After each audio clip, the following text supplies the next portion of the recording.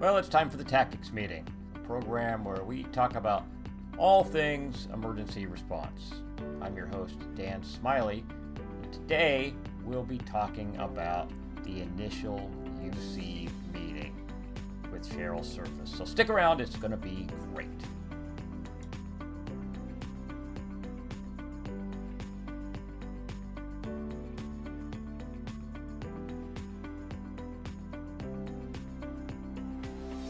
Welcome to the Tactics Meeting.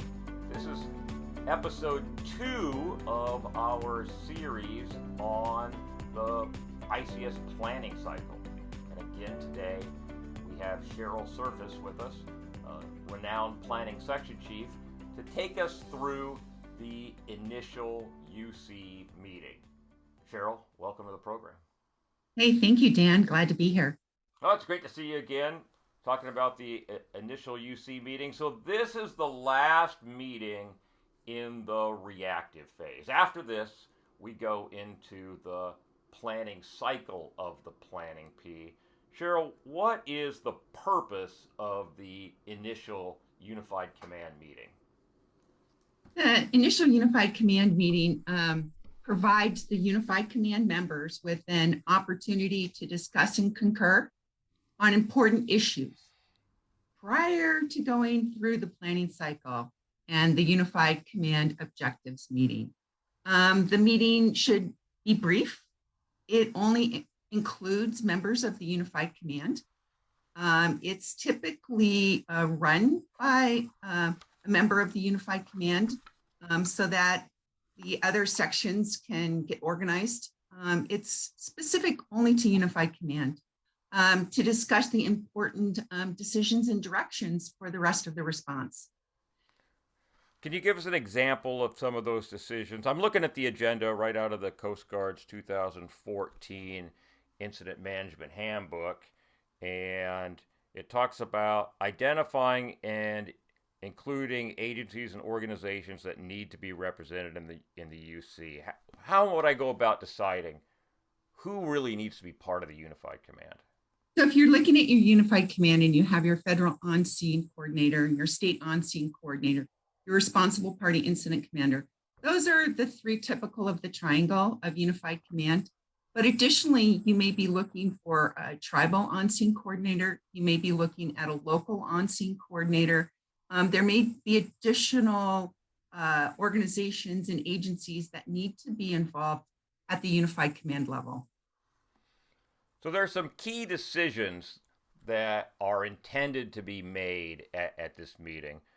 One of the first, and sometimes contentious depending on which state you're in, is naming the incident. What is the official name? We've written something already on our 201, but now we're going to get something out that we're going to live with for the rest of the response. How do you recommend going about putting an official name on the incident? Some states have naming configurations that they like to utilize. I like to name my incident geographically rather than including the name of the company or the vessel name. It may, it's better to use it as a geographical name. And then I include, if you can, include the year so that, for instance, you've got, I was just on an incident in St. Simons Sound. The vessel was the Golden Ray, but the response was not called the Golden Ray. The response was called St. Simons Sound Incident. You want to keep them fairly short because this name is going to be on all documents you have. So if you have a name that's 2 miles long, it's not going to fit in any of the boxes, number one, and it's going to get shortened to acronym as you move forward. Right. Well, sometimes you can't help what people call it. Remember, Deepwater Horizon wasn't officially called Deepwater Horizon. I think, if I recall correctly, it was MC 252 or Macondo MC 252, which dealt with the geographic region of the lease plot for the response. But no one ever called it that. I think what people call the response and what's the official name don't have to be the same. But the official name is what's put on all the documentation. Another key decision is the operational period. I've never had any conflict with this since we tend to default, at least initially, to a 24-hour operational period. Sometimes you'll get members of the Unified Command who push for an initial 12-hour operational period. What are your thoughts on operational period, certainly in the beginning of the response? I would never go less than a 24-hour operational period simply because each operational period requires you to go around the planning process. And that's very cumbersome. So with a 24-hour operational period, you can have day and night shifts within that period. And remember, you can have different shift starting times. So people on the response who are on water may have a different shift start time than people who are working on beach cleanup. So your operational period can include many shifts, but keep it to a 24-hour operational period. So you only have to go around the planning process once every 24 hours. The agenda for the initial Unified Command meeting talks about identifying key decisions. Can you give us an example of some key decisions the UC might come up with during this meeting? The first key decision is, do we have all the members on the Unified Command that we need to have? So have we included tribal or local partners in the Unified Command? The second one is, what are our UC jurisdictional boundaries or area of response? What does that look like? And identifying that. What's the name of the incident? What's the overall organization look like? So including integrating assistant agency partners. So did we invite other agency partners and integrate them into our command structure? The location of the incident command post. Is the current location of the incident command post going to be adequate? Or do we need to look for a new location for an incident command post? The operational period.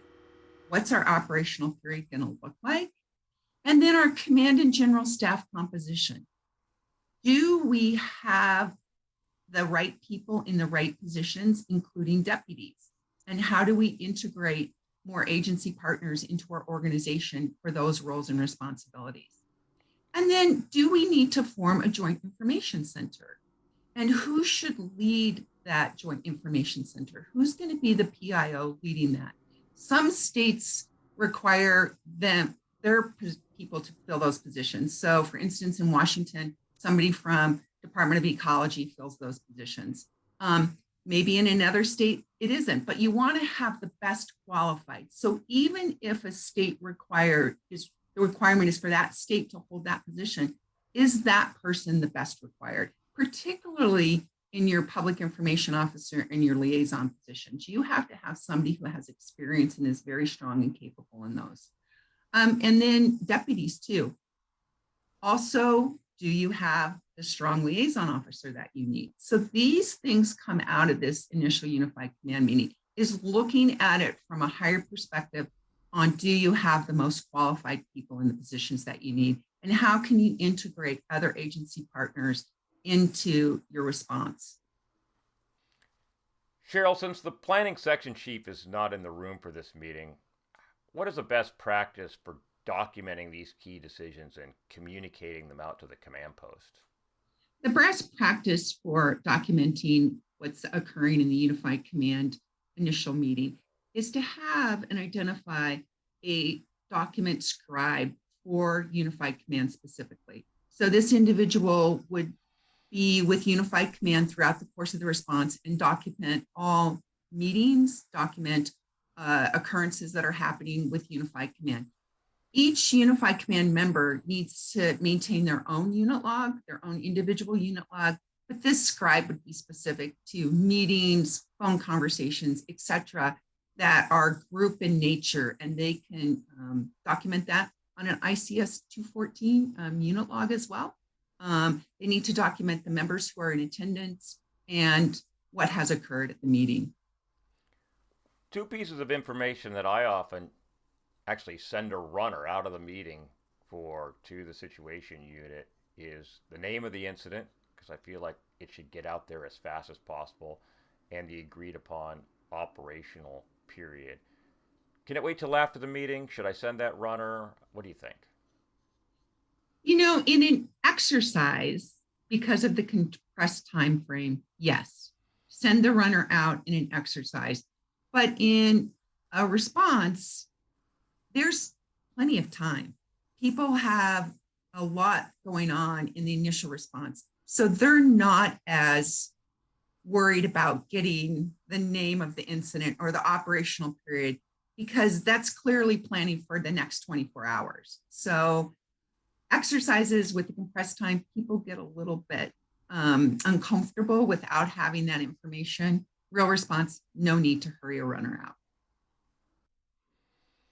So, Cheryl, do you have any kind of final words of advice or tips or tricks that you can share for conducting this meeting as we get ready to move into the next operational period? Yeah, remember, this initial unified command meeting is only for unified command members to discuss some key decisions that are listed in the agenda. And once that is accomplished, that completes the reactive phase of the response, and it's preparing for the next phase of the response and the unified command objectives meeting. So once this is done, you're out of the reactive phase and moving into your planning phase for the next operational period. Great. Well, Cheryl Surface, Planning Section Chief, thanks for taking the time to talk to us about the initial UC meeting. And we'll be coming back together again to talk about the objectives meeting sometime soon. Thanks again, Dan, for letting me talk about the planning peak. And I look forward to the next podcast. Thank you. Well, I hope you enjoyed this episode of the Tactics Meeting. If you'd like to be a guest on the show or have a topic that you'd like us to cover, feel free to email us. Our email address is podcast@thetacticsmeeting.com.